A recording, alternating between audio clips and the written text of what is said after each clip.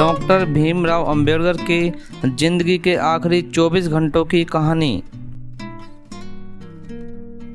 6 दिसंबर 1956 इस दिन बाबा साहेब अंबेडकर का निधन हो गया था। भारत के शोषितों और कमजोर तबकों के संरक्षक डॉक्टर बाबा साहब अंबेडकर का जाना उनके लिए बहुत बड़ा झटका था। अपना अस्तित्व बचाने और पढ़ाई के लिए डॉक्टर बाबा साहब अंबेडकर का संघर्ष, दलितों के उत्थान के लिए उनसे प्रयास और आज़ाद भारत के संविधान के निर्माण में उनका योगदान बहुत से लोगों के लिए प्रेरणा स्रोत रहा। 6 दिसंबर 1956 इस दिन डॉक्टर भीमराव अंबेडकर का निधन हो गया था। भारत के शोषित और कमजोर तबकों के संरक्षक डॉक्टर भीमराव अंबेडकर का जाना उनके लिए बहुत बड़ा झटका था।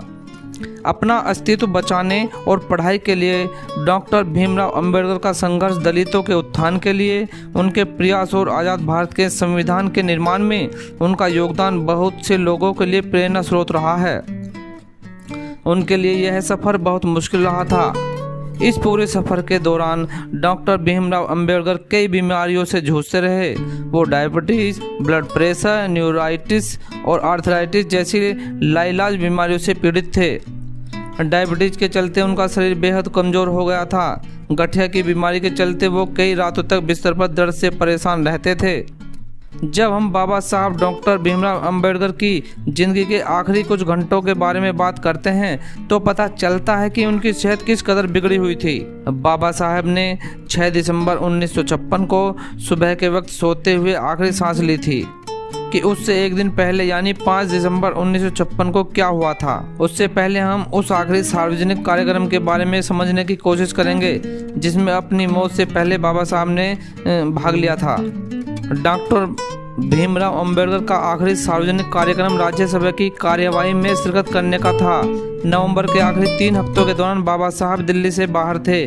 12 नवंबर को वो पटना होते हुए काठमांडू के लिए रवाना हुए। 14 नवंबर को काठमांडू में विश्व धर्म संसद का आयोजन हुआ था।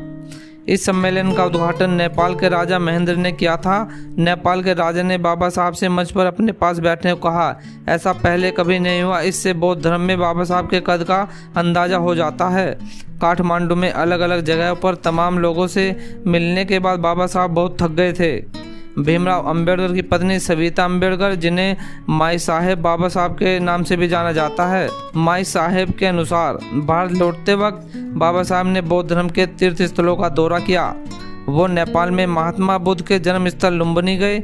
उन्होंने पटना में अशोक की मशहूर लाठ भी देखी और बोध गया का दौरा भी किया। इस लंबे और थकाऊ दौरे के बाद जब बाबा साहब 30 नवंबर को दिल्ली लौटे तो वो सफ़र की थकान से निडल हो गए थे। दिल्ली में संसद का शीतकालीन सत्र शुरू हो चुका था। हालांकि अपनी खराब सेहत के कारण बाबा साहब इस सत्र में हिस्सा नहीं ले पा रहे थे। इसके बाद भी 4 दिसंबर को बाबा साहब ने राज्यसभा की कार्यवाही में शामिल होने की जिद की। बाबा साहब के साथ डॉक्टर मालवंकर भी थे। उन्होंने बाबा साहब की सेहत जांची और कहा कि अगर बाबा साहब संसद की कार्यवाही में शामिल होना चाहते हैं तो उन्हें कोई ऐतराज़ नहीं। 4 दिसंबर को बाबा साहब संसद गए, राज्यसभा की कार्यवाही में हिस्सा लिया और दोपहर बाद लौट आए। लंच के बाद वो सो गए। ये बाबा साहब का संसद का आखिरी दौरा था।